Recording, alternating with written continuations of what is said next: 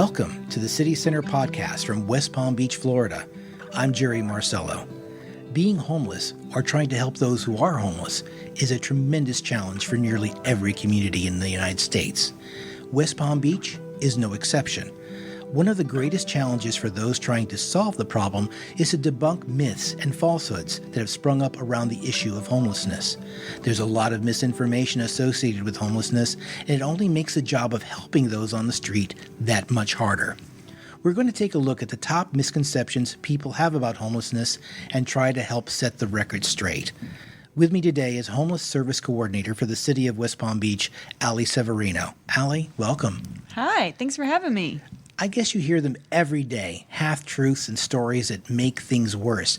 Let's go through a list that you yourself have compiled for us, and let's talk a little bit about them.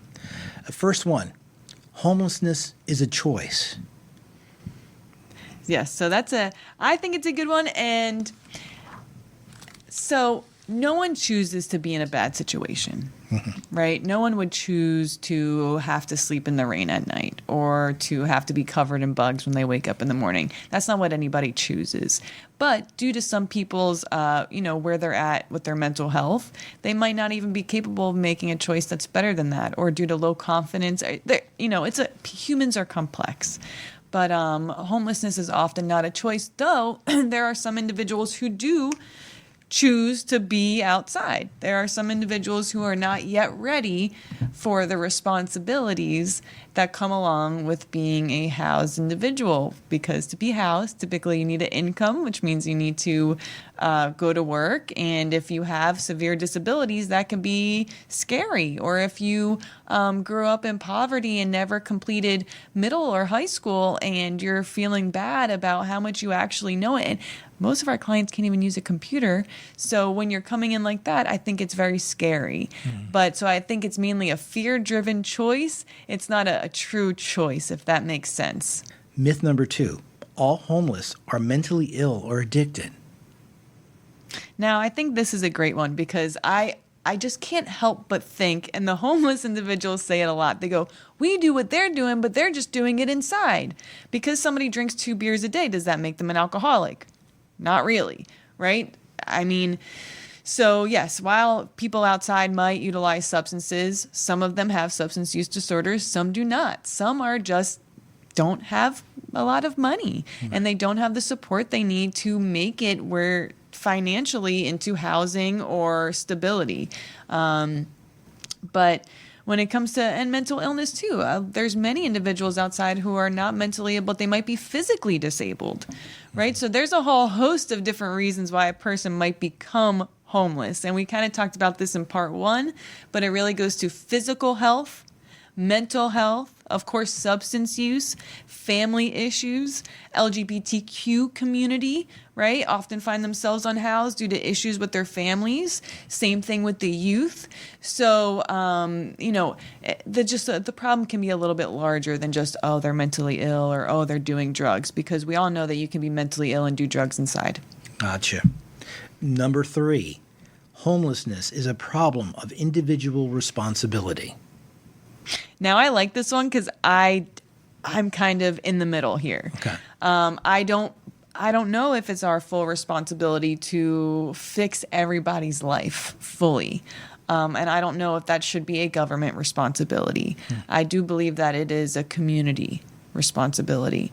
And I believe as our communities have gotten so disconnected from each other, we're always on our phones, we don't have parades anymore, stuff like that. As we get more disconnected with each other, it makes it harder for individuals to be successful because they don't have a support system. But do you think that if our communities were more interconnected, that there were indeed the parades and picnics Yes. and gatherings, the problem would be not removed, but a little bit easier to work with? Yes, 100%. And I mean, I think everyone can agree that you see such a stark difference in our community when you're downtown versus when you're in the North End, and really if everybody came together and just, loved each other and spent time together, yes, I think that would solve a lot of our community issues, period, for everybody. Right. Okay. All right. Now, number 4, homelessness only affects certain populations. And this is a great one. So, as I've spoke about in the other 2 episodes, obviously individuals who are from disenfranchised communities, obviously they have a higher risk of experiencing homelessness. Minorities have a higher risk of experiencing homelessness, LGBTQ, etc. But we have some people outside, and their stories are unbelievable. I had this one lady, and so I had to legally change her name. I had to do all this stuff, but I had to get a ton of paperwork. I had to get divorce decrees and marriage certificates and all this stuff, right?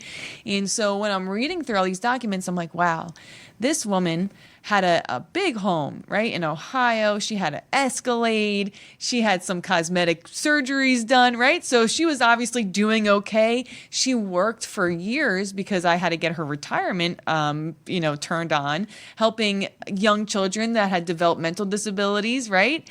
And now she herself is homeless. So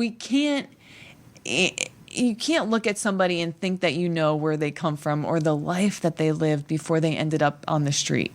We have individuals that come from very wealthy families who are outside, individuals who are very successful in their life at some point, people who fought for our country, right? So there is a wide array of individuals with just unbelievable stories, and eventually they kind of all can find themselves in the same spot with when there's just a couple bad luck scenarios in a row. What you said strikes a tone with me. One of the points you bring up is you refer to everyone as individuals, and that's it. They're people. Mm-hmm. They have stories. They have histories, and sometimes we're blinded to that because we see similar situations when they're on the street. And it's hard to sometimes remember that these folks have lived lives, and they're only here because of a misfortune that any one of us could have befallen. Mm-hmm. And often it's healthcare, right? They have such a big health problem that they lose work, they lose housing, they're outside, and they can't get back on their feet. Gotcha. Mm-hmm. And the number 5, last one for this discussion. This is a good one. Providing shelter solves homelessness. I wish it did. That would be awesome. That would make our job so much easier. The reality of the situation is that many of these individuals need wraparound services once they are housed. If they are not given these services once they are housed, they will not stay housed, meaning we need to connect them with case management, a person who is checking in on them regularly, maybe teaching. I mean, we had a client, we had to go over there, teach him how to cook, teach him how to do his laundry, teach him how to clean his apartment, which is very time consuming when you're on a limited staff, for sure, right? So we need individuals to do these jobs and offer those wraparound services, because without learning and gaining a purpose once they are housed, and feeling secure and stable, they will return. Unfortunately, we have a lot of people who are outside. I would say 7 to 8 out of 10 times, if you see somebody outside, they've probably been sheltered or housed before. Wow. Mm-hmm. Allie, thank you. We end our series of podcasts here, but you and the rest of your team at the city continue to try to help those on the street. There's a tremendous amount of energy. I felt just talking to you just right now. I'm sure the rest of the team is as equally as action-packed as you are, and that's a really great thing. Yes. Any last thoughts? This is your opportunity to speak to a larger audience. What would you like to say to them at this time? I would just like to say that we appreciate your guys' support at the Vickers House. We know that it is a difficult situation. We understand that it does impact your quality of life sometimes, and that is something that we take very seriously. And every day we do our best to make sure that that is not the case for you personally, while also keeping our unhoused population safe as well. So, we're working for both of you guys. And if you do want to get involved, reach out. We would love to try to partner if you have job opportunities or housing opportunities or anything of the sort, or any ideas, or you would like to learn more. We're always here to educate and to brainstorm with you, and we need all the help that we can get. We are not saying that we have solved this or figured anything out. We do a great job, but we will never turn down any help. So, Allie Severino, thank you so much for spending your time with us today. Thank you. you. And thank you for joining us on the City Center podcast from West Palm Beach, Florida. We hope you've enjoyed our discussion. And if you did, please subscribe. We'll be covering more topics of interest to West Palm Beach residents in the weeks to come. Feel free to send us your comments or ideas for future podcasts to our email address, which is podcast@wpb.org. Until next time, this is Jerry Marcello. Thank you for joining us.